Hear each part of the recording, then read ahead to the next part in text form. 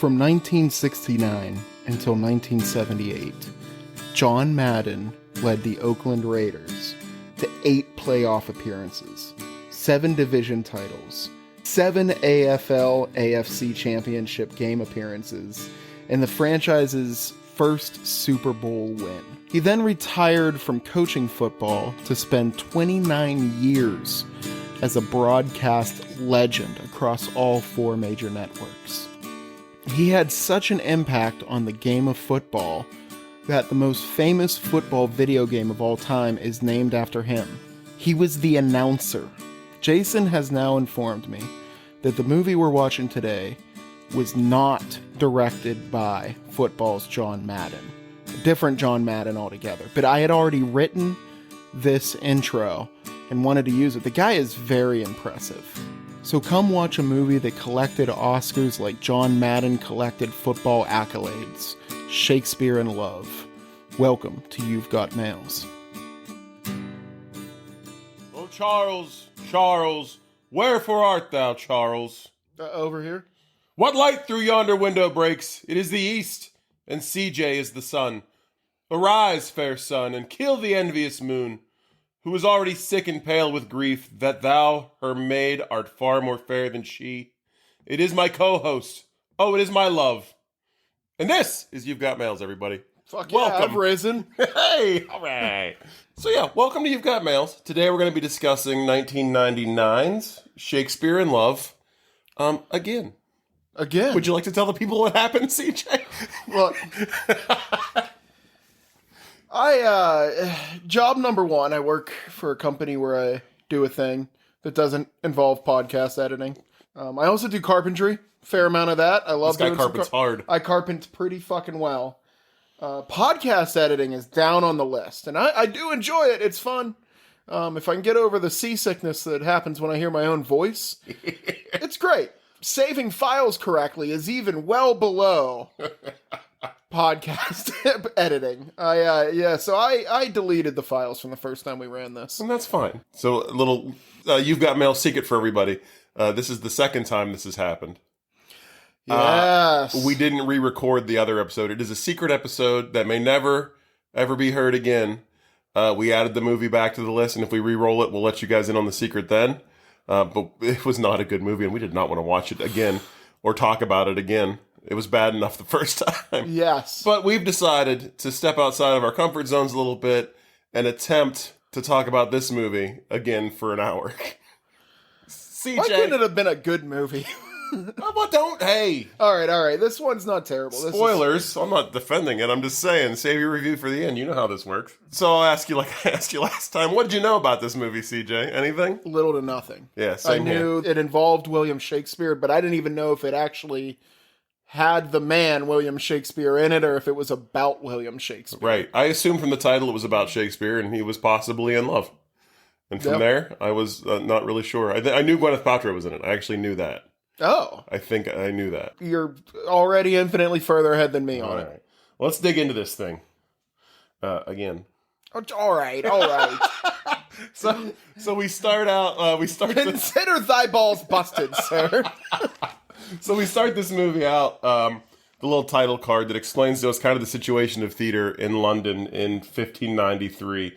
We find out that there are 2 playhouses that are fighting it out for writers and audiences, kind of competing. One is north of the city. It's the Curtain Theater. A real place. Home to England's most famous actor, Richard Burbage. Real guy. Yeah, he was actually, I guess, one of the first playhouse owners in England, from what I understand. He's a big name in theater at the time. Yeah, Elizabethan theater was a big deal. It was a big deal. I mean, really, just because of 3 guys. That's all they had. That was like their Netflix. Yeah, you just went and you binge watched plays all day. Across from the river was the competition built by a man named Philip Henslow. Don't know if he was real or not. A businessman with a cash flow problem. And that theater is called The Rose. He's the guy getting his feet burned, right? We dive right in to Mr. Henslow, literally feet to the fire. He's being extorted. I wouldn't say extorted. He owes some guys some money. He got in wrong with the wrong people. Okay, so let me ask. these guys lent him money. They're loan sharks. Yeah. They're leg breakers from back in the day. Yes. You don't get into that profession because you like breaking legs. You get into that profession because you like making money. Right. I mean, you might like breaking legs too. They actually say out loud, theaters, they talk about theaters really not making any money. Why did they loan him money to begin with? I don't think that the theaters didn't necessarily make money. And also, I don't know, how much money. I mean, the guy owns a theater. Like, I imagine he does okay for himself. Yeah, maybe. But they kind of allude to the fact that the productions make money. The actors do not make money. So I feel like Henslow himself, played by Jeffrey Rush, fantastic. And yes. This movie's stacked as far as actors go. I think I even said this last time. I thought he was going to be Jeffrey Wright. Oh, yeah. And I was heartbroken because, I realized afterwards how stupid I was, and I was looking for a black guy in 15th century or 14th century English theater. Yeah. That probably wasn't the smartest move to begin with, but I'd watch anything with Jeffrey Wright in it. Well, and I missed him the whole movie. You also don't expect to see Ben Affleck in 1593's London yet. He shows up. So I mean, Jeffrey Wright could have shown up. In this case, though, you were Jeffrey wrong. Hey-o. All right.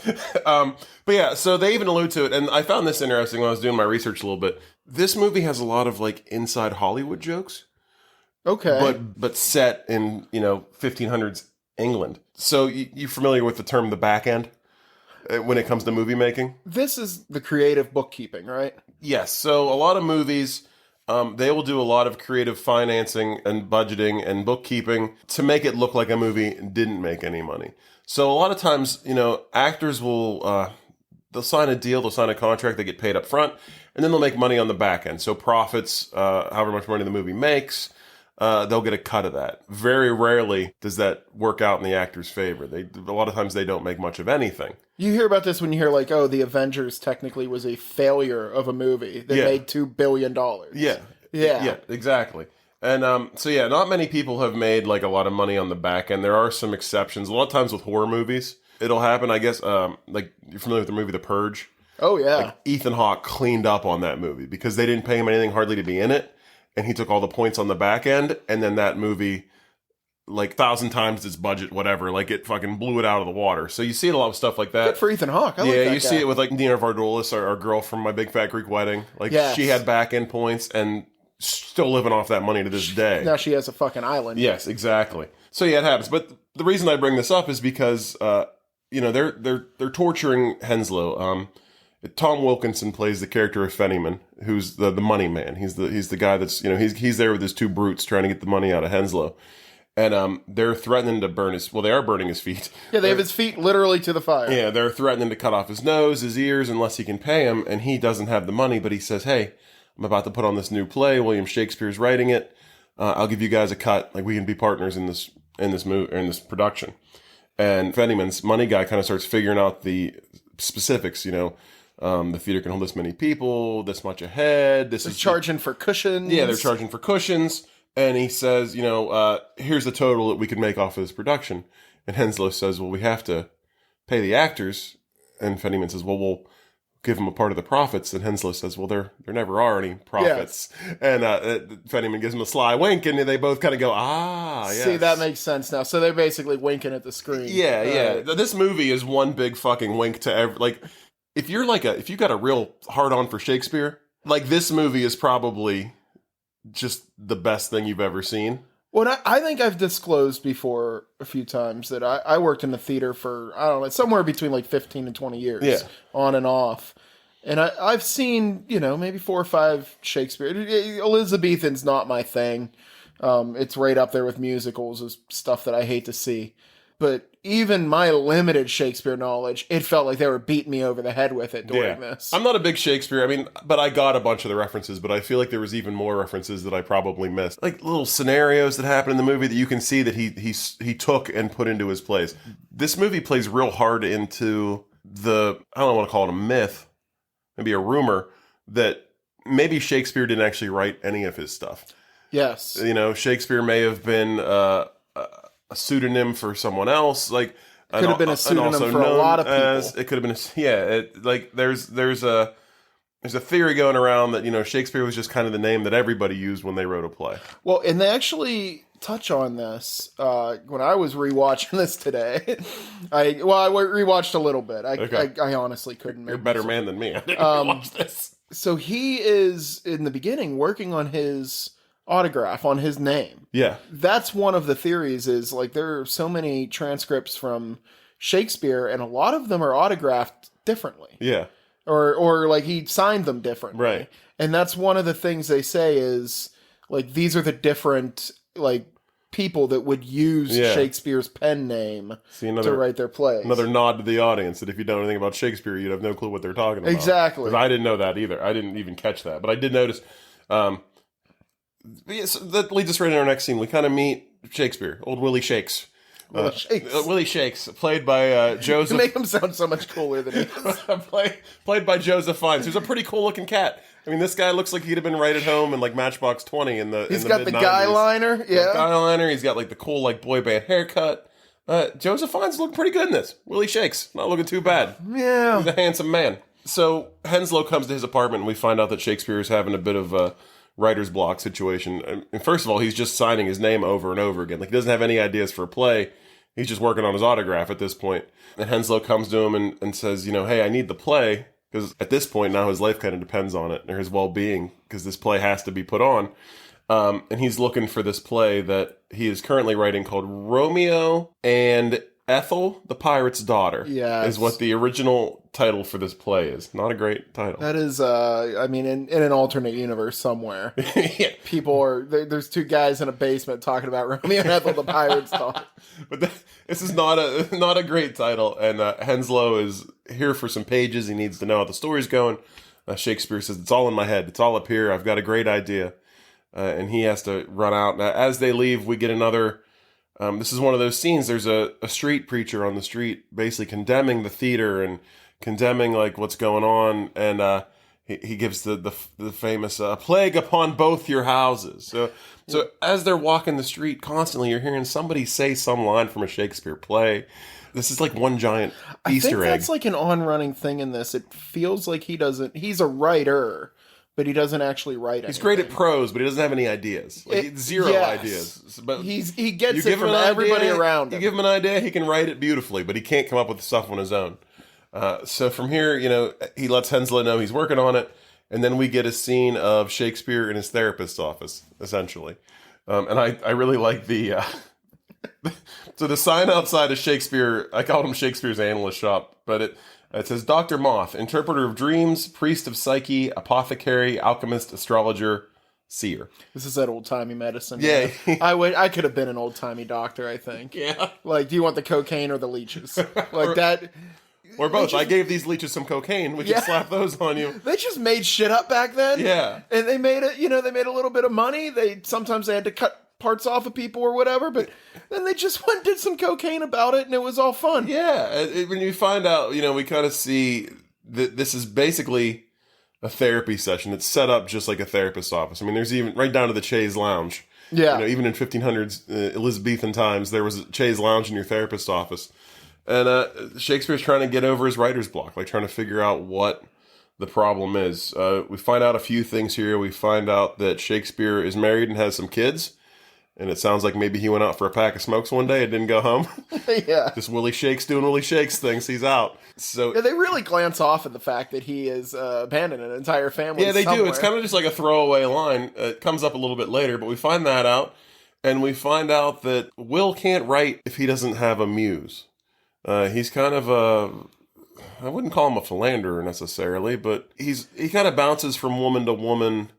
And it sounds like more or less maybe that they're not interested in him so much as he is with them. But he's kind of scoundrelly, so I think the love wears off after a while. Yeah, the only time he can really write is if he has a woman in his life that he's interested in.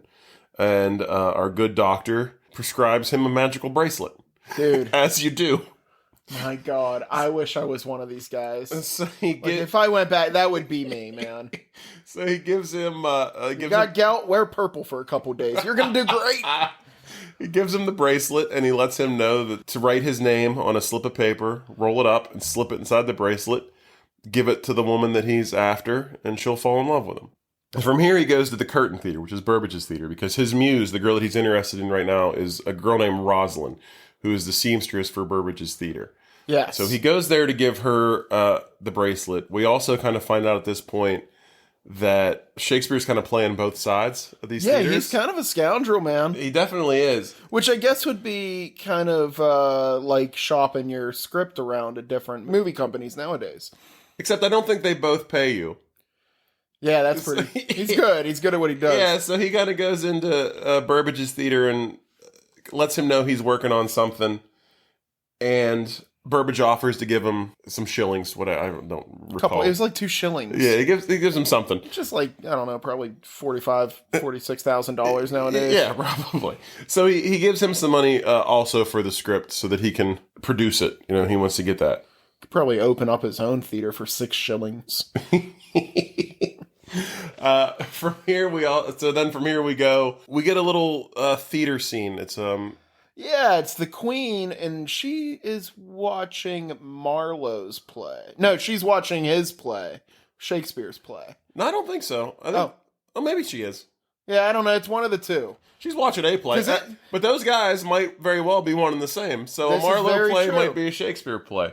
But we get a little performance. I'm not sure where this is set, but it's a performance that's being put on for the Queen. Judi Dench. Judi Dench. The final boss queen. Yeah, won an Academy Award for this movie. Isn't it like... She's in it for like 7.5 minutes. That beats Hannibal Lecter's record.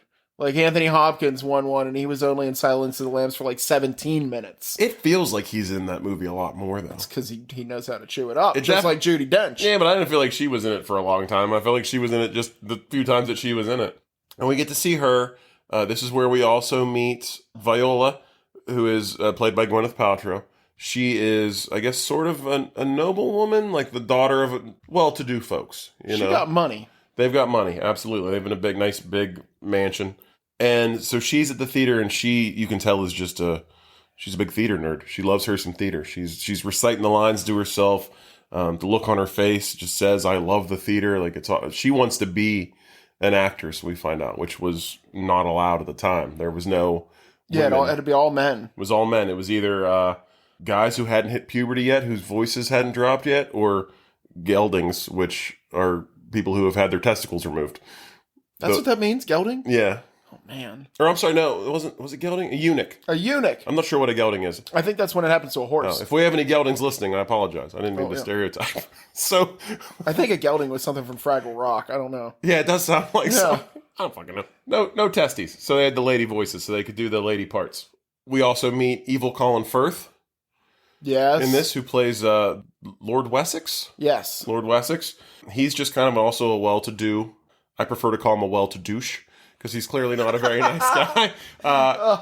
And you can tell he's evil because he's got the little pointy beard with the little pencil mustache. And an earring. A big dangly earring. What is going on with the earrings in this movie? Big old dangly earring. I don't know. I wanted to look that up, and I had a week to do it, and I still didn't fucking do it. Yeah, I just didn't care that much. Yeah, I'd rather just talk about the earring. Like, every guy in this movie has a big dangly earring, and I don't know if that was popular for the time, or if it was because this movie was made in 1999, and they were just like, let's throw an earring on everybody. Honestly, we're lucky Fred Durst wasn't in this movie. Unlucky he wasn't. Unlucky. Oh, sorry. I love me some Fred Durst. Oh, wow. Anyhow. Hey, man, I love Limp Bizkit. I'm not afraid to say it. So we go from... we meet Evil Colin Firth. We kind of see him glancing over in Viola's direction. He's a bit smitten. And Shakespeare's also at this play. So this seemed to be like a public production that was put on for the Queen, but anybody could go to. So he's kind of in the background. He also notices Gwyneth Paltrow. We have kind of like a three-way sploosh face here. Like, no, sir. We're not calling these sploosh faces. What are we calling? We're calling these goop faces for Gwyneth. Ah, the goop face. Yes. So Gwyneth is gooping. Gwyneth is gooping at the stage, and then Colin Firth is gooping at Gwyneth, and Shakespeare is gooping at Gwyneth. Gwyneth is getting double the goop. But yeah, so we get to see all this. From here, it's audition time. We're starting to audition for this Romeo and Ethel the Pirate's Daughter. So we've got Henslow at the theater, and we've got Shakespeare at the theater, and they're auditioning people. And it's just bottom of the barrel. The theaters currently are shut down because of the plague. So there's not really even... I don't know what this would be like. What, for a disease to shut down all of the entertainment in the world? Yeah, it's weird. Sounds odd. Hmm. And then people are just doing their shit anyway. Yeah. So they're auditioning for the play because they're waiting for the theaters to be open and they're going to put on the play. People just going about, nothing's going on, really. Yeah. They're waiting for the theaters to reopen, so they're auditioning for the play, and it's we find out that with the theaters being closed down because of the plague, all the star power, all the big theater players are not in town. They've all left, so they're performing on the countryside. They're going away from the cities so they can perform and make their money. They all got together and they did one great version of Imagine by John Lennon and sent it out to everybody. And then, anyhow, they're auditioning people, and you've got like a guy with a stutter who's not very good. He's the props master. Is that what he is? Yes, okay. And they owe him money. They haven't paid him, so that's why he gets to audition. I didn't notice that, but he can't even get a line out. He's stuttering so bad. There's a small child who we'll get into in a little bit who is not doing a very good job. They kick him out. And then Hemslow leaves and Shakespeare's in the balcony by himself. And out comes a young man, finger quotes. It's actually Gwyneth Paltrow dressed like a man, which I don't know how you couldn't tell she was not a lady. She was this was very confusing. I mean, it's so obvious that this is Gwyneth Paltrow or this is a woman. Yeah. That like I had trouble telling if the other characters could tell or not. Yeah. Do you know what I mean? Like, I didn't know when Shakespeare actually picks up on it. I thought from the very beginning. I thought so, too. He already knew. I thought so, too. It's a little confusing. She comes out in disguise and reads a portion of one of his plays. Everyone up until this point has been reading Marlowe, which is like an ongoing joke in this where everybody loves Marlowe's stuff, but nobody ever talks about Shakespeare's and stuff. That's what she quotes from one of his new plays, that's what they were watching with the Queen. So she had memorized part of his play so that from was hearing it once for the first time. Okay. So, but she reads this, and Shakespeare, the consummate narcissist, immediately is like, "Oh my God, this is the best thing I've ever heard." She is good. Like they don't make it out that he's enamored with her acting just because of it's his stuff, but it definitely piques his interest. He perks up, and he wants to come down to the stage and get a closer look, and just can't. She runs away because she doesn't want to be found out, because she's not really done up to look like a guy at this point. She's just wearing she's passable from a half a football field away. Yeah, she's wearing men's clothes and a hat to cover her face, but if you got close enough, you would know immediately. So she runs, and there's a pretty intense city chase scene where Shakespeare is a fucking boat chase in this movie. Yeah, absolutely. There was a bunch of boat chases in this movie. I feel like there were more boat chases in this than there were striking distance. He literally hops in and says, "Follow that boat." He does. So they run through the city. She gets to the little river area and hops in a water Uber to take her home, and he chops in one, and the chase continues, and they finally pull up to the dock where she lives in this big mansion, and she runs ahead, and he follows. And she had given him the name Thomas Kent. It was her alias. So he runs to the door, and he's knocking and trying to get in to see Thomas Kent, and no one will let him in. So he, almost defeated, is about to leave and sees the band rolling in to play this party, because there's going to be a big banquet that evening, some kind of ball. And he knows a few of the guys in the band, so they sneak him in. Hell yeah, man. Get backstage. Yeah, so he gets in with the band. You ever been backstage at like one of those places? I've always wondered, like an old-timey English ball? No, I never have. No. Like with a band or something. Oh, no, I'm not that cool. Like I worked on one or two shows where I was backstage, but it wasn't at like, like green room, like strippers and blow everywhere. Yeah. But like that would have been cool. Yeah. Back in the day, just Motley Crue in the back snorting Red Ants or whatever. I don't think I'd like that. I don't. Who knows what you got to watch where you sit and put I'm your hand in something. I'm a big fan of not participating in debauchery. Just watching it. Witnessing debauchery. I don't think I want to do that. Especially I'd make a great reporter for Rolling Stones. What about Motley Crue makes me feel icky. So he gets into the party, and we find out Colin Firth's character is talking to Gwyneth Paltrow's parents. And they're basically selling her off to marry this guy. Yes. Is this when they're basically describing her as a mule? Yeah, exactly. Except for she's a prize mule with rubies in the saddlebags. Yeah, there's even a point where, which I thought this was crazy, they're kind of trying to sell him on her. And they're talking about like her childbearing hips, and he's like, "Will she breed?" And I think the dad is like, I'm sure she will, but if she doesn't, you can just send her back. And I'm like, it's a fucking return policy. If you buy someone's daughter Wow. and can't get her pregnant, they'll just take her back. I'm glad we stopped doing that kind of thing to women like right around the 16th century. And, yeah. you know, everything was good after that, Yeah, right? But, you know, we find out that she's being sold. She doesn't know this yet, but her parents are arranging a marriage for her and Lord Wessex. We get a little dance scene at the ball where her and Colin Firth are dancing, and he's obviously he's trying to put the moves on her, and she's not really interested. And he's just kind of a dick. Like he's a stuffy douche. Yeah, he's not a likable guy. Yeah. And then Shakespeare sees her and remembers her from the party, and he decides to sneak into this dance and kind of gets one of these dances where you change partners and kind of dance around in a circle. Not nearly as cool as the dance in Titanic. No, not at all. This was before English people let Irish people. Yeah, around, yeah. It was a little stuffy at this point. Yeah. But he finally gets to dance with Viola, and she is just ecstatic. She's a fan. She knows he's Shakespeare and is happy to meet him. And he's dumbstruck. Like, he's got no words. This is his new muse. He's fallen in love, basically. He's got her. Love it. He got the goop face. He's been gooped. Colin Firth cuts in and basically threatens to kill him at this party.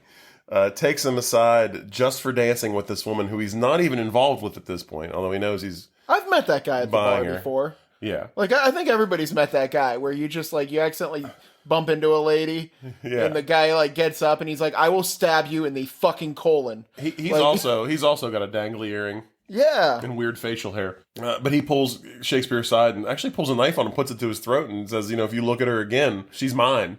Yeah. And you'd think his name was Chet. Yeah.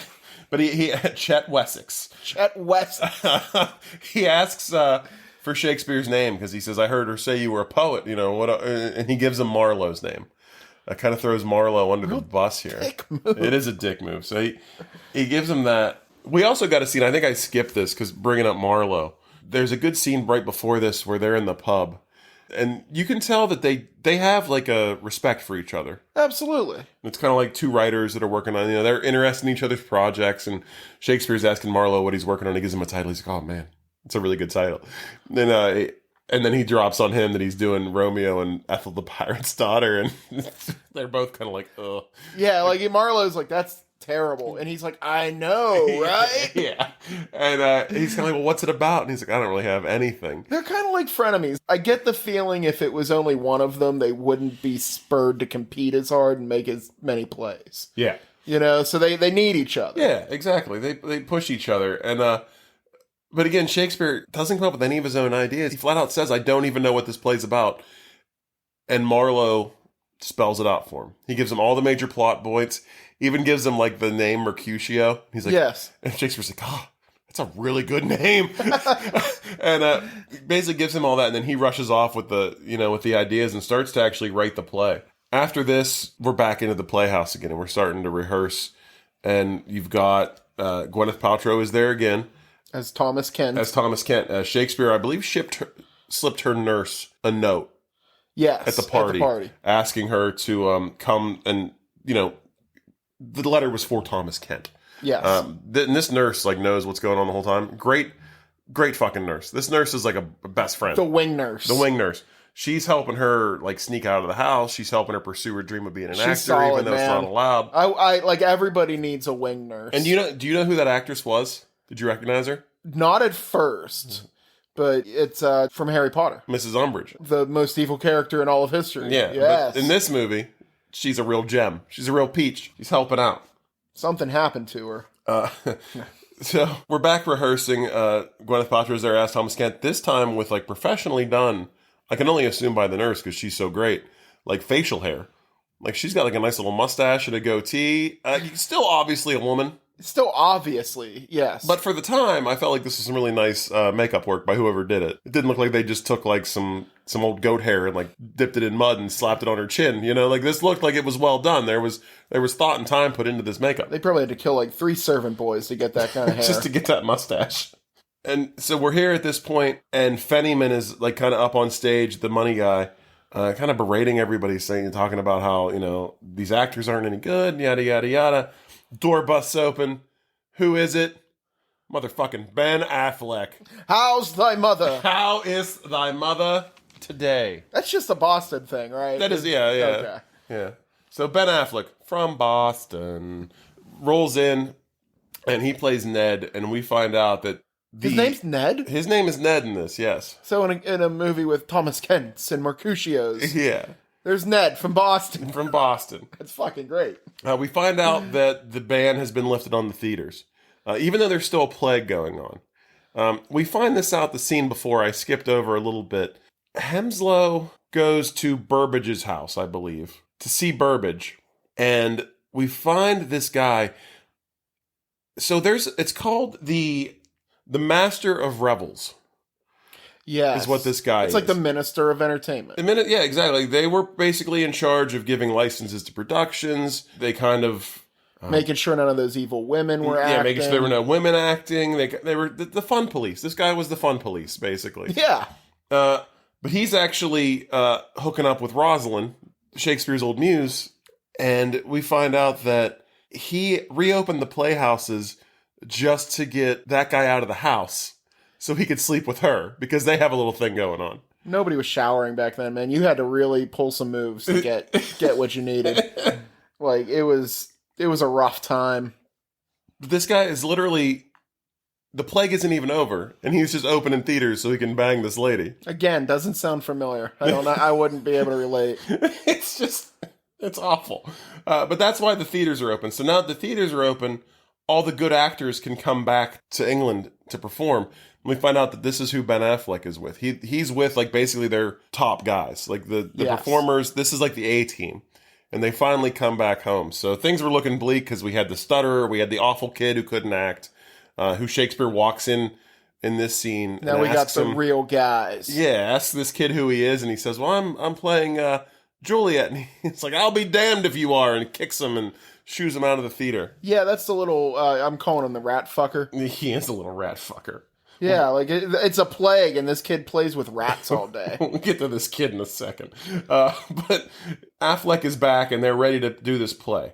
So they give everybody their parts. And my favorite part of this scene is Fennyman's on stage, the money guy. And he starts out as, a real curmudgeon. Like, he's not into the theater. He just wants to make money. Affleck comes up on stage, and Fennyman's like, who are you? And Affleck is just like, you shut your mouth, sir. Yeah. And then just goes on this big tirade about what an amazing actor he is.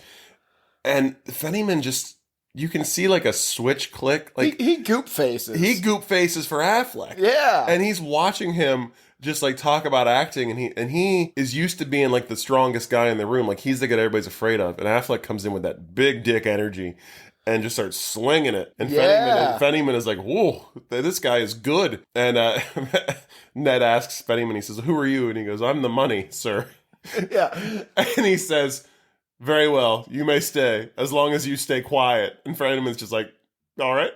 And yeah, sounds good. And walks away. You, can I sit over there, I guess? Yeah, so Fennyman is staying. So all is great. We've got the star actors are here now. Shakespeare's still not really quite done with the play. He's still working on things. But he is, talking to Thomas Kent, and he is infatuated with Viola, not knowing that they're the same person. Which I don't know. And it plays in such a weird way that I thought they were flirting. Yeah. Like, I thought that he was pretending to not know this and, like, flirting with her. Yeah. But I don't think he ever knew.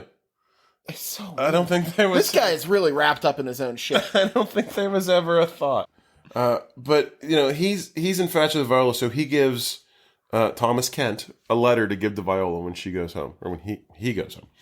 So we get that scene. We get a little scene with this kid we were talking about before. Shakespeare walks outside, and the kid's just sitting in the dirt, playing with a couple of rats.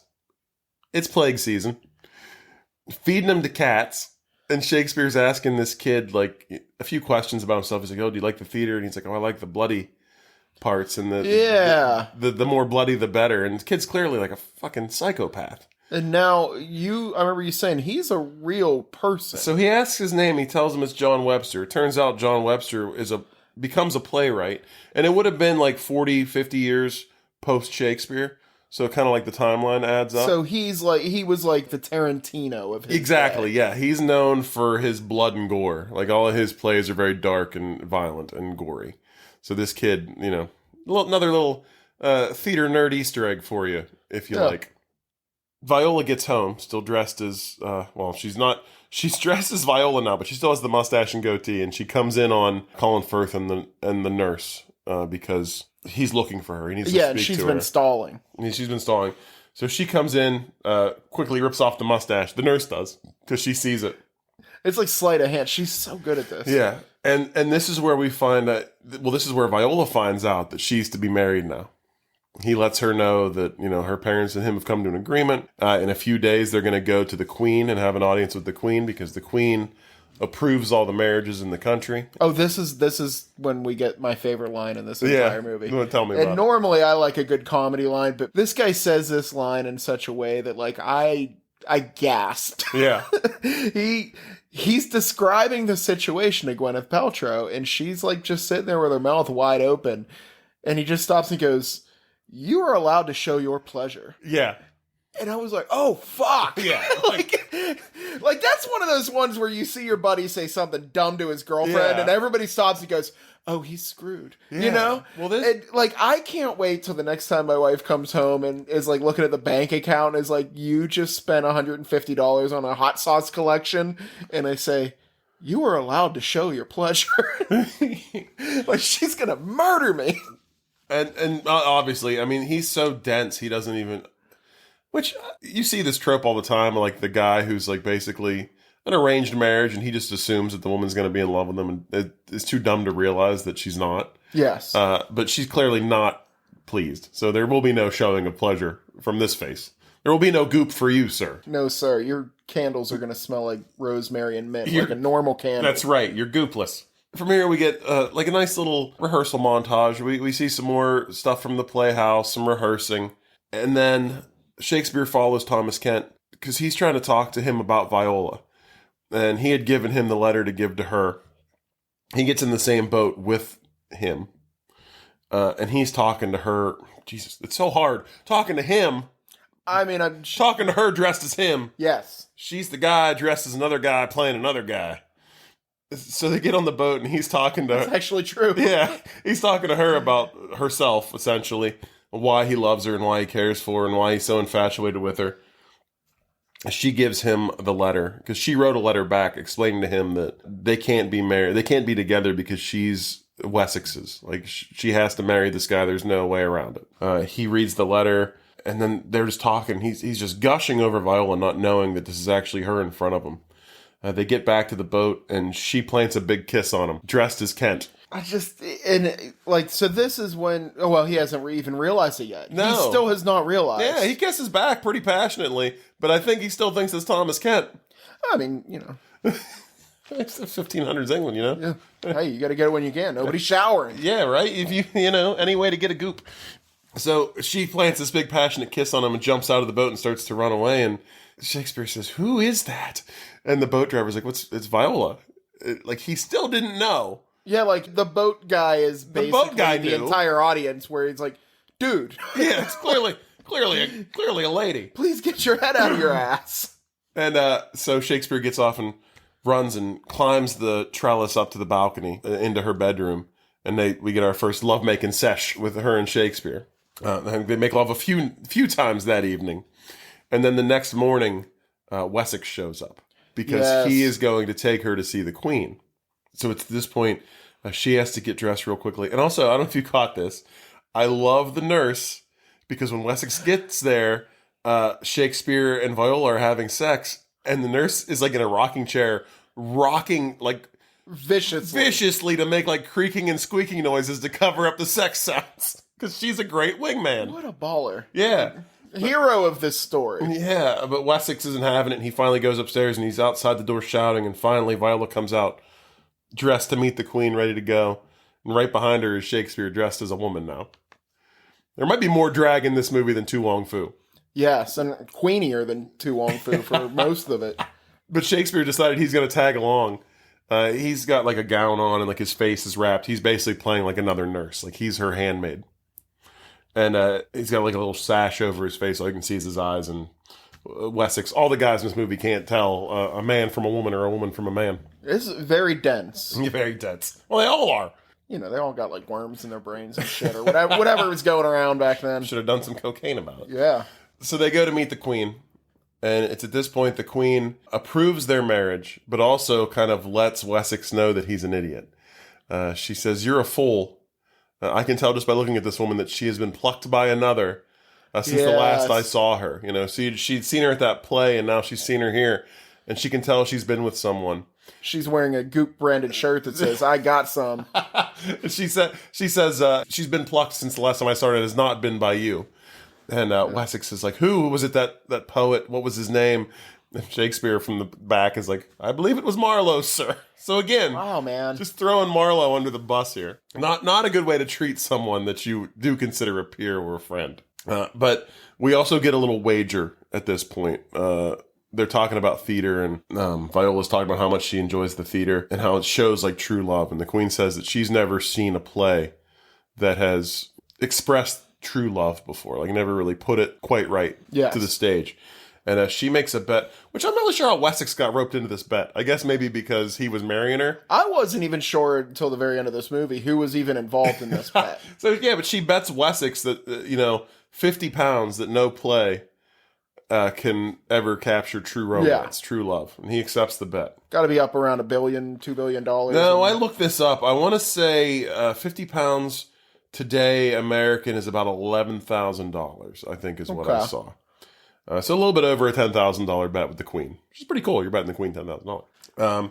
So they make this bet, and that's it. Like, the queen has approved the marriage. Everything kind of sucks for everybody, All right, from here, we get a scene with Burbage is in bed with his mistress again. And I believe I forget who shows up at the apartment while they're having sex, and he lets them know that they're doing the play that he thought he bought from Shakespeare. Old Willie Shakes is two-timed him. Yeah, I think it might be the revelry guy. I can't quite remember who shows up, but somebody shows up and lets Burbage know that he got two-timed, and he's not getting the play that he bought, and he's fired up, and we're about to have a big old theater fight.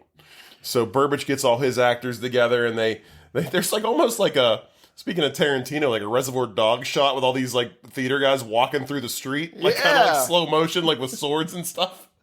And they bust in to the Rose Theater while they're performing, or while they're rehearsing. And we get like a real knockdown, drag-out brawl with everybody involved. Like, the fact that nobody died is amazing. They're all sword fighting. Yeah, like I couldn't really tell. Like they come in with swords, but it's almost like they're play fighting. I don't know. I mean, they're all like a real theater fight. I don't know if they were trying to kill anybody. It was very confusing. But the Rose guys beat Burbage's guys. Fennyman hops in and helps. He actually lands the last blow on Burbage, hits him with a skull, like right in the face, and knocks him out. And from here, we get a big like celebration where Fennyman owns a brothel, and he takes all the actors to the brothel to have a big celebration for winning the fight. We get a few things here. We find out that Fennyman gets asked to be in the play. Shakespeare says he has a part for him, gives him the part of the apothecary. Yes, which melts him. I loved his arc in this. Like, he's probably my favorite character in this whole movie. Without a doubt. He's got the best arc in this movie. He does, yeah. He starts out as this just like the money man who is only out to make a dime and doesn't care about anything else, to like really loving the theater. And then he gets a part in the play and he just lights up. And like the rest of the movie is just him kind of preparing for his role. Yes. It's the smallest little role. And every time he sees somebody, he's like, I got a hat that I think would be perfect. And they're like, yeah, whatever, buddy. Like, I got a blue velvet hat that I've seen apothecaries wear. And he's practicing his lines in all the scenes. But we get that. And then we find out Hemslow, Willie Shakes, and Viola are sitting at the table together. And they're all drinking. And he kind of drops the bomb that Will's married. And has kids somewhere. This is after he screams my second favorite line in this. What's that? When he walks in, he goes, "Kegs and legs are open and on the house." Oh, yeah. Fennyman's gold. I like Fennyman. I need to open myself a bar, man. But so she storms out, and as he gets to get up and like chase after her, somebody else stops by and says, "Oh, did you hear? Marlowe was stabbed to death in a bar fight," Yes. And obviously he's been throwing his name out to Wessex as this guy that has been sleeping with his soon-to-be wife. So Shakespeare is just racked with guilt. I wrote it right here. Oh shit, he got Marlowe dead. Yeah, he did get Marlowe dead, we think. So Shakespeare, we get a little montage basically of him just falling down in the mud outside of the bar. He's at the church, like pounding on his chest. Very dramatic. Yes. Racked with guilt and grief over Marlowe's death because he's responsible. Next morning, Viola and her nurse are on their way to church on horseback, and Wessex comes riding up, smug, like happy, and says, makes sense you'd be going to church under the circumstances. And she doesn't understand what he's talking about. And he says, well, that poet that's been hanging around the house, he was murdered last night. Of course, she never heard Shakespeare drop Marlowe's name, so she assumes that Shakespeare's dead. I'm picturing it. Fred Durst would have played this guy pretty well. I think so. I think Fred Durst could have played any part in this. If you can put Ben Affleck in this, you can put Fred Durst in it. It's true. There's literally no difference, aside from a backwards Yankees cap. So we go to the church, and Wessex goes as well. He comes with them. This is a pretty good scene, actually, that I liked, was they're standing there, and Shakespeare comes out of the dark, because he goes to the church as well. And he creeps out of the shadows, and only Wessex sees him at first, and he just points at him. And Wessex, loses his shit, and, runs out of the church screaming because he thinks it's a ghost. Without even knowing for sure, I'm positive this is a reference to another Shakespeare. I think it's Macbeth. It's Macbeth. I believe so, that yeah. explains it. Like I said, all these things that happen to Shakespeare all kind of inform his writing. And then Viola sees him and talks to him, and they have a moment where they kind of reconcile, but both agree that, they can't be together. There's no way in the end they can't have a life together. Yeah. However, they're going to continue to sleep together up until they can't anymore. This is when we get a montage that I was actually into. So the sex montage? It's not just, the sex montage was pretty hot, and I was not expecting to see this much naked Gwyneth Paltrow at all. I don't know about you. I didn't know she'd ever even done nude scenes. I thought she was always just super famous. But they also do a rehearsing montage at the same time. Yeah, we kind of the actual stuff that's happening in the theater is pretty interesting to me in this movie. I like the rehearsing. Yeah, I like the theater. So if I had it my way, it'd be a lot less love and a lot more Shakespeare.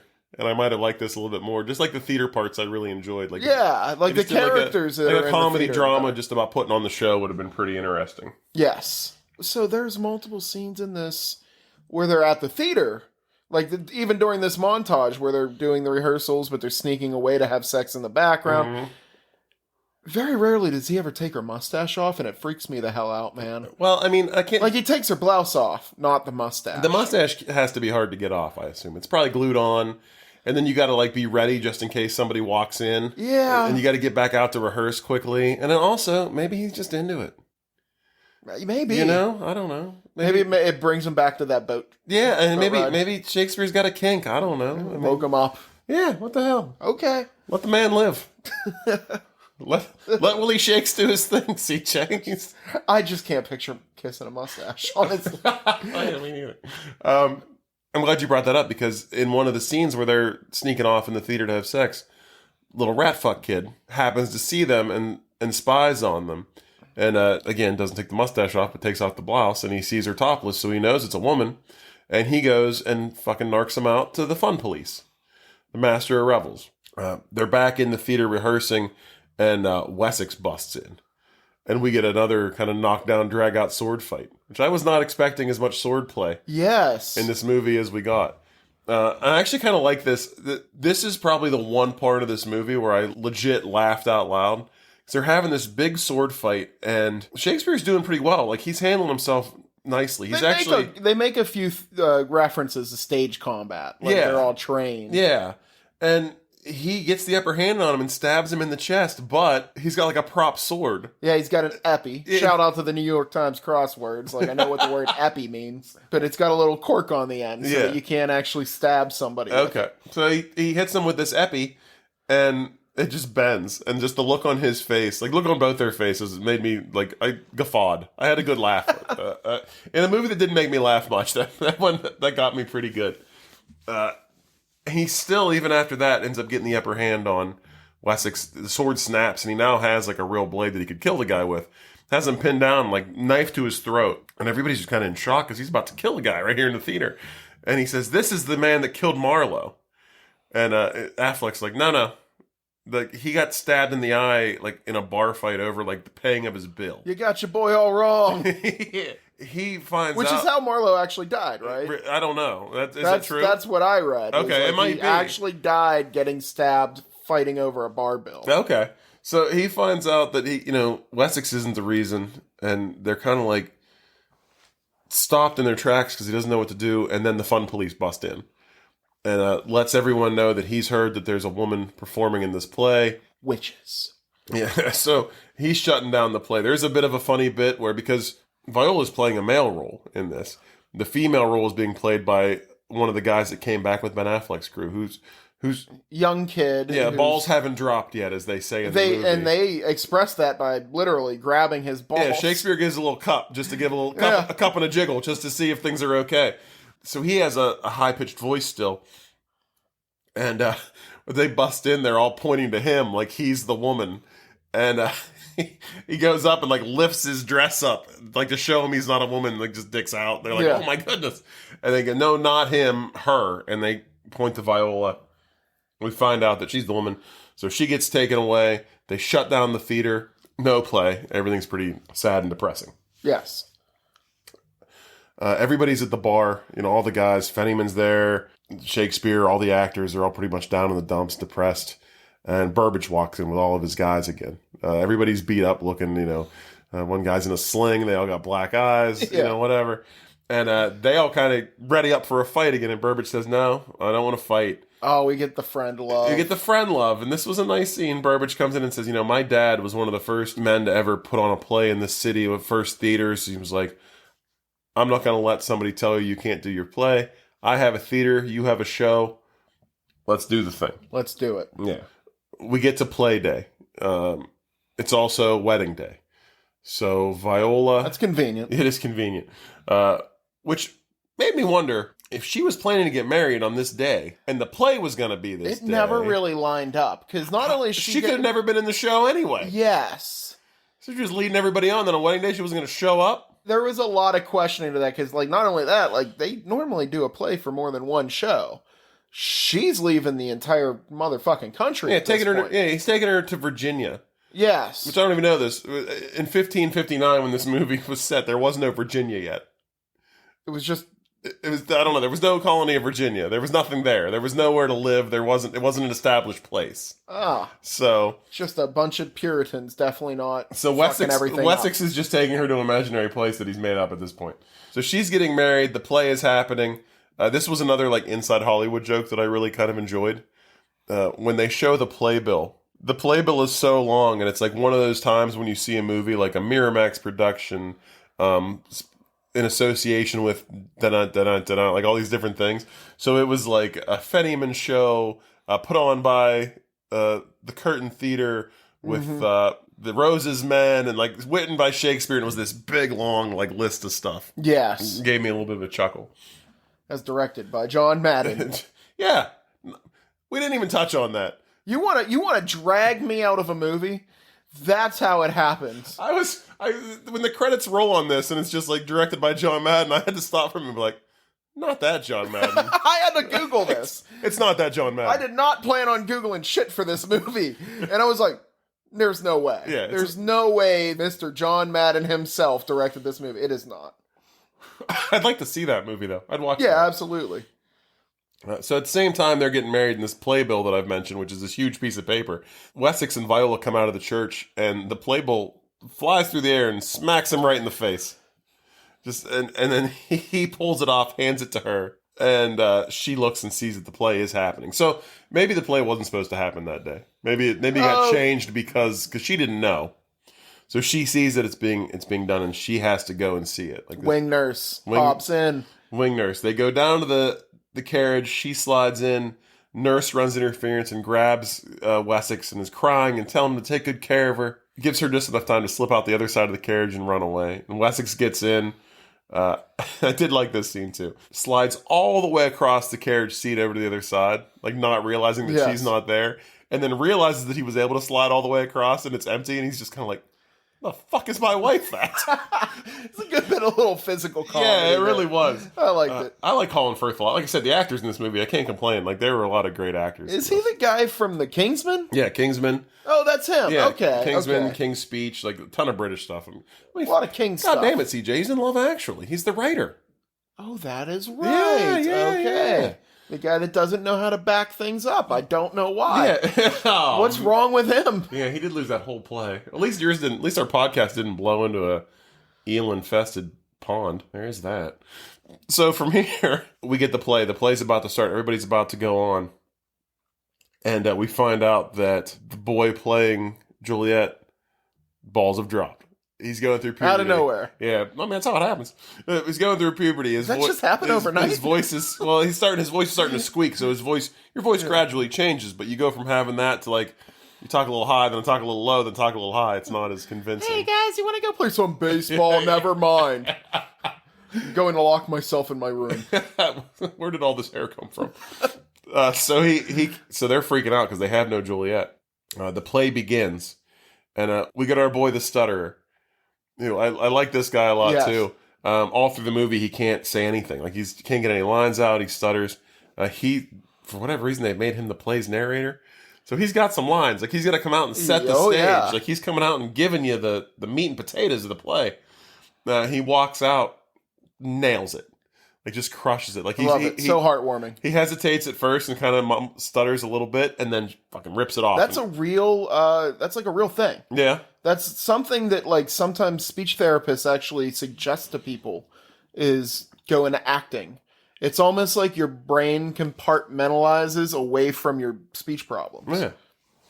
So he delivers, but they still have no Juliet. So the play's starting, but they've got no one for Juliet. So Hemslow runs up into the stands to find Burbage, because I'm guessing he needs to tell him that they don't have a Juliet and they need to try to figure something out. Because Shakespeare is going to be Romeo. Yeah, Shakespeare's Romeo in this.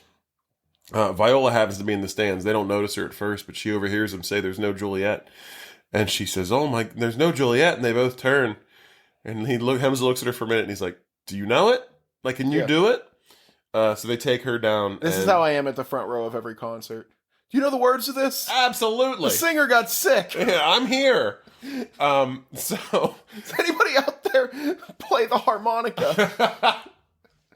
So they get her in the play, and they do the whole play with her, and it goes off beautifully. At the end of the play, everybody cheers, and when Viola first comes out, like, this is shocking. Yeah. Like, to see a woman on stage in a play, this was taboo, not a thing that anybody would normally see. Like, this is a big to-do. Yeah. So when she first comes out, the crowd is kind of like in shock, but as they perform the play, everybody gets really into it. And they fucking kill it. And they kill it. This is my absolute dead favorite part of the movie. Yeah, is the actual play. The actual play. So after the play's over, everyone's kind of quiet at first because they're all in a little bit of shock. This is like the first time that like a big play like this has ever been put on. There's been a woman in it. So nobody even knows if they should clap, sort of.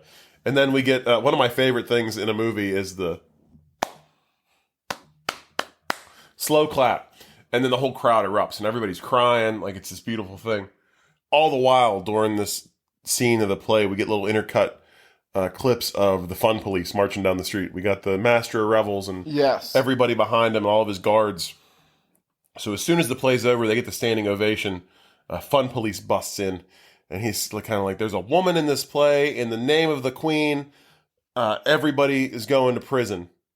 Meanwhile, somehow, the Queen is in the audience. No one noticed.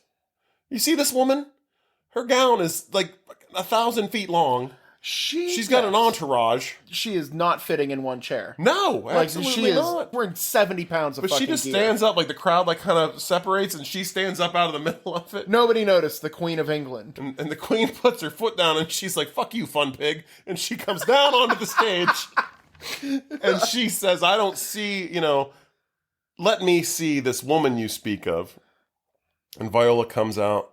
She calls her Master Kent. She says, "Master Kent, come forward." Yeah, you're Thomas Kent. Yeah, let me take a look at you. And she comes out and does like a man bow in front of her. And she looks her up and down and she goes, "This is no woman. This is Thomas Kent." So everybody, the Queen saves the day. And then the Queen leaves. Wessex is in the crowd. Like, he sneaks in, or not sneaks in, but he comes in because he's trying to find her. He knows where she's at. He runs out to the Queen to stop her. And it's like, "Hey, like, I lost my wife here. You bless this marriage. Like, what am I going to do?" Then all the actors come out and Viola comes out. And the Queen says, "There's nothing I can do about this. Like, you have to get married." She says to Viola, still calling her Thomas Kent, she goes, "Thomas Kent, You're going to have to go inside, straighten away your affairs, grab Viola and send her out. And it actually be on your way. takes the 50 pounds from 50 pounds from him that he conveniently had because he borrowed exactly 50 pounds. Yes. Which is also something that Shakespeare needs, 50 pounds. Yeah, because he's going to buy part of the theater. Yeah. Yeah. Like, there's a lot of, it's just really convenient. It works out very well. So the Queen sends Viola inside. She has a tearful goodbye with Shakespeare. They basically come up with his next play idea. Again, he's given his next play idea by somebody else, not himself. And then she leaves, and then that's that. That is Shakespeare in Love. Not the happiest of endings. I mean, our lovers don't end up together. I mean, honestly, in Shakespeare plays, they rarely do. Yeah, presumably Viola is... who knows where she is, because there is not really a Virginia at this point, and Wessex was taking her away to somewhere. So maybe they found Virginia. I don't know. They're just in an island somewhere in the middle of the Atlantic. Yeah, pretty much. Feels like Virginia. Yeah, Jesus. Well, CJ, we've done it for a second time. Yeah. Yes, sir. Do you have any grand gestures or roses you'd like to give to this movie? Yeah, and I honestly, props. Because we kept this fresh. Yeah, I thought so. Yeah. I'm done. So 2 things I wanted to point out. One was the credits for this movie. Notable names. Ben Affleck. John Madden. Yeah. Okay. Even fucking Harvey Weinstein is in these credits. Yeah. Unfortunately. Mm-hmm. One of the names that's not in the credits, can you guess what I'm about to say? William fucking Shakespeare wrote half of this movie. Allegedly. And they did not throw him like a single bone. Like, writing credit to William Shakespeare. That is strange. Like, but do you think that's because... They're quoting him the entire movie. But do you think that's because he's kind of shrouded in so much mystery and there's not really... I don't know. No one's really sure, like, who wrote any of this stuff? I felt it was a little shady, to be honest. And another thing I really liked about this was every time they go to, I think it's Burbage, to explain a new issue that's happening. Yeah. The whole concept where he's like, it'll work itself out. I don't know. It's a mystery. Just keep going. And it'll figure itself out. Oh, that's Hemslow, not Burbage. Hemslow. Yeah, that's Jeffrey Rush's character. Yeah, and like, I love that from... I've built dozens upon dozens of plays. I've worked only a couple shows because it is high stress. Yeah. Like, you're sitting backstage just dreading every last thing that could happen during that play. Mm-hmm. But I have seen plays where... I saw a play where a guy got a full-blown concussion, head split open, during a musical. That's a hardcore musical. A bed came down and hit him on the head. Jesus. He finished the play. He was in the green room, this costume lady sewing his head back together, and he was singing while it was happening from backstage. I saw one where all the lights shut off in the middle and never came back on, and basically they just busted out fucking candle lights and work lights and finished the play. Like, you don't stop. You keep going. And I like that concept that they kind of had it even back then. I'm pretty sure if you went to a theater and the theater burned down in the middle of the play, they'd finish it in the parking lot. Yeah. Like, you just have to keep going. Yeah. So I love that idea. So that's my grand gestures. Cool. So I only have one. And I wish that I could get the same reaction from you this time as I did the last time, because I know you weren't ready for this. But this movie won Best Picture this year at the Oscars. It beat Saving Private Ryan. Don't worry, I'm still fucking fired up about this. It is unbelievable to me that this movie beat Saving Private Ryan. But I looked into this a little bit more after last time. Like, what the hell? And I found out that this movie kind of changed the way that the Oscars works. So you see now, like, producers, the studios that put on the movies, they put money into campaigns for Oscar movies. They spend a bunch of money. They put out ads in papers. They schmooze. They rub elbows. They do whatever they can. It's very political. There's like billboards all over LA you hear about. It wasn't like that. Harvey Weinstein, the awful person that he is, this guy's awful. We all know this. It was kind of the first guy to do this, where he actually went to bat for this movie and campaigned for it and took out ads and made things happen. That's kind of the reason why it won over Saving Private Ryan. So after this year, all the movies started doing it. Which kind of bothers me that they looked at this and saw what he did and didn't say, that's not right. We shouldn't allow that. Everyone just went, I guess we got to spend a lot of money now to try to get our movie to win. I mean, that's honestly the way Hollywood treated Harvey Weinstein on just about everything. Yeah. Like, that's not right. We'll just have to work around this. Yeah. Like, it just makes me wonder, like, how much power this guy really had and the bully that he was. Yeah. To make all this happen. Look, I know it's not cool to go for violence and stuff. We don't have anybody in Hollywood that listens to this. But Harvey might Florida. By the time this comes out, Harvey might be a free man. Yeah. You can tell them that your favorite podcasters told you to do this if you want to fuck them up a little bit. If you see them, CJ, I think we should. I think you're putting us legally responsible if something happens to Harvey Weinstein at this point. I'm going on the record. All right, well, yeah,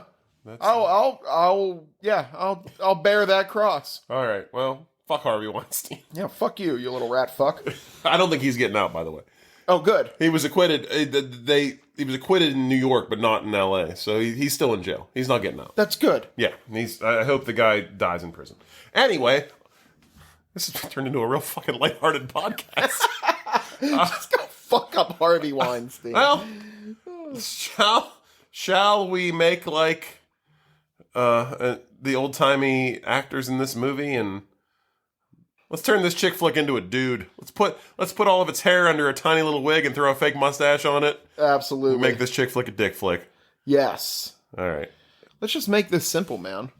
They're getting ready to put on this play right after Ben Affleck kicks in the door. How's thy mother? Portal opens up. Like right in the middle of the fucking room. Mm-hmm. It just, you know what? Telephone booth. Comes up out of the floor. George Carlin's driving it, you know. Out of that walks like 90s era James Cameron. You get Arnold Schwarzenegger. You get John Wayne. You get like some real movie producers' power walks out, and they decide, hey, we're coming back in time to put on the best version of Romeo and Juliet ever, as directed by fucking Shakespeare itself. Last people that walk out of this telephone booth, none other than Alex Winters and Keanu Reeves. It's fucking Bill and Ted. So it's basically Bill and Ted, whatever one they went back in time and stole all the people from history.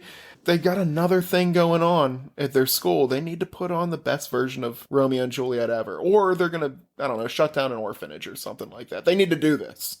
So they've gone back in time to grab the best actors and directors, take them right to Shakespeare to learn how to do it. I love it. I didn't change mine from last week. I feel like mine is all I had. We've got to change the actors out on this one, though. Okay. All right. First, we're going to take old Willie Shakes. We're going to take Joseph Fiennes out. We're going to put Brad Pitt in. Then we're going to take out Jeffrey Rush's character Hemslow. We're going to throw Morgan Freeman in there. All right. I've seen Robin Hood, Prince of Thieves. I know that Morgan Freeman fits right in this old-timey Elizabethan timeline, right? He fits in fucking everywhere, honestly. You're the right. guy's God. He is. So, same characters, same plot. They're putting on this play. Shakespeare falls in love with Viola, still played by Gwyneth Paltrow. But some strange things start happening. People start getting murdered. One of the prostitutes at the brothel, they find her dead. Maybe like a supporting actor, they find them dead. Rosalind, the seamstress, Shakespeare's old muse, they find her dead. There's a rash of murders going on. And it's up to Brad Pitt's Will Shakespeare and Morgan Freeman's Hemslow to find the killer, the real killer. The killer kind of starts targeting them and targeting Viola because she's in love with Shakespeare and this guy has it out for Shakespeare. The reason that the serial killer has it out for Shakespeare is because he went out for one of these roles and Shakespeare wouldn't allow it.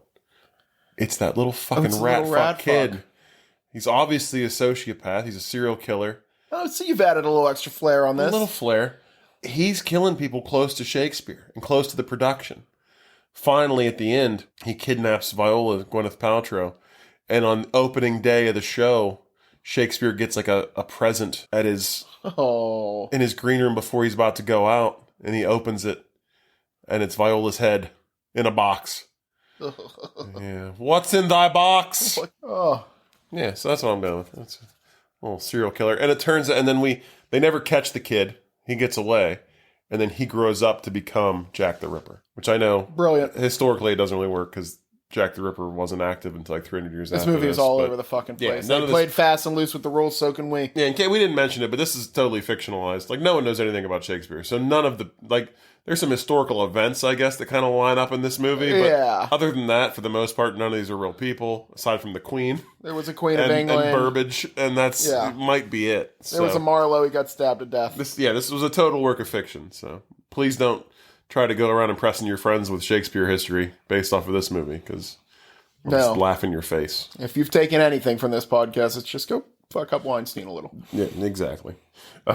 Do you want to Nick Cage this thing, CJ? No, sir, I do not. Oh, no, why? Because I'm going back to the original here. For anybody who's just joined us in the last couple episodes, the original idea of my portion of this segment was to get Nicolas Cage on this podcast somehow, and I've hit a few roadblocks after talking to his manager via email. But we won't be deterred. This reminded me that I know some actors. Like, I've worked around actors. Nobody, like, uber famous. Like, people that I get to gloat and point at every once in a while in a movie and say, oh, that guy. I'm going to reach out to a couple of those folks and say, like, basically just explain the predicament and say, hey, okay, why don't you hook me up with Nick Cage, or how do I do that? Okay. I'm going to try it. I mean, I got to get back on the hunt. Yeah. I was a little deterred whenever the manager said it wasn't happening, but the guy's getting ready to retire. You've got the connection, CJ. Let's. I wouldn't call them connections, but let's leave no stone unturned. Yeah. No cage unopened. So that's my Nicolas Cage update for this one. Very nice. All right. Well, I'm going the old tried and true, old reliable. I'm just going to connect Nicolas Cage to this film in a few easy steps. I went with the rat fuck kid, the little serial killer. His name is Joe Roberts. Barely been in anything. He has 3 acting credits on IMDb. This was one of them. One of the other ones is a movie called Crush, starring Andy McDowell. Love Andy. And so do I. Andy McDowell was in Sex, Lies, and Videotape with an actress named Laura San Giacomo. I know her best from the made-for-TV Stand miniseries. She played Nadine. She was in The Stand with Gary Sinise. Gary Sinise played Commander Kevin Dunn in Snake Eyes with Nicolas Cage. Not Snake Eyes with G.I. Joe. No, different. No, different Snake Eyes. Different Snake Eyes altogether. Yeah. So that's mine. Very nice. Let's rate this thing, CJ. Has your opinion changed at all since last week? Or? No, I think last week I started at 2.75 and talked myself down to a 2.25, and that's where I'm sticking. Sticking at the 2.25?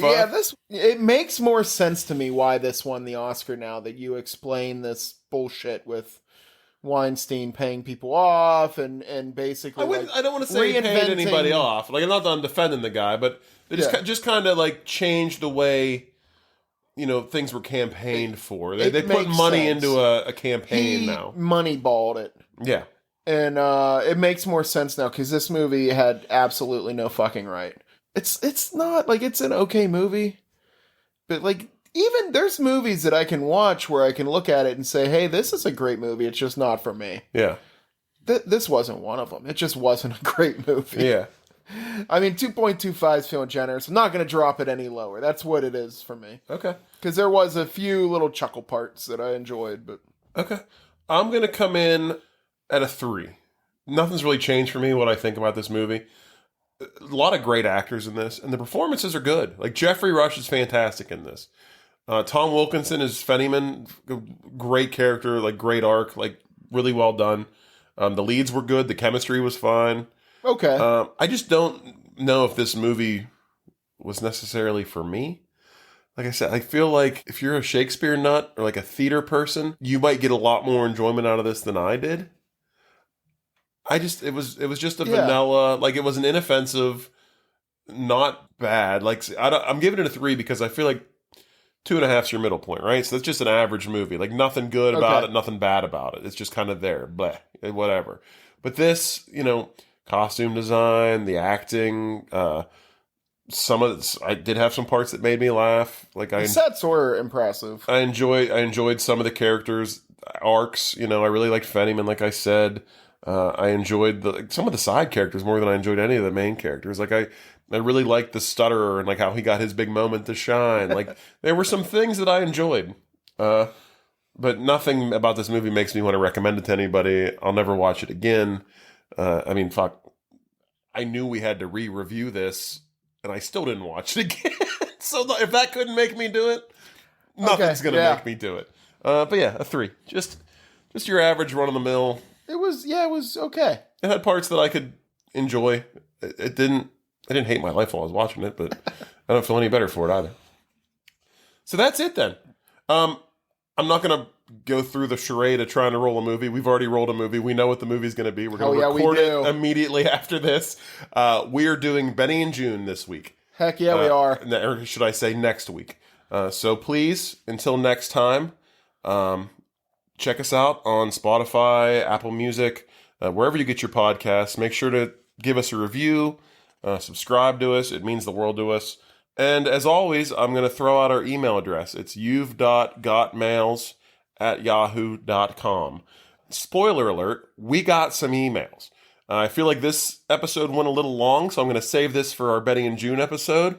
But that's what they call a tease in the business. Get on the edge of your damn seats, people. So we may have heard from someone somewhere, and we're going to talk about it during the Benny and June episode. Give everybody a little insight into where some of our listeners may reside and come from. But until next time, please stay romantic. Don't be shitty to each other.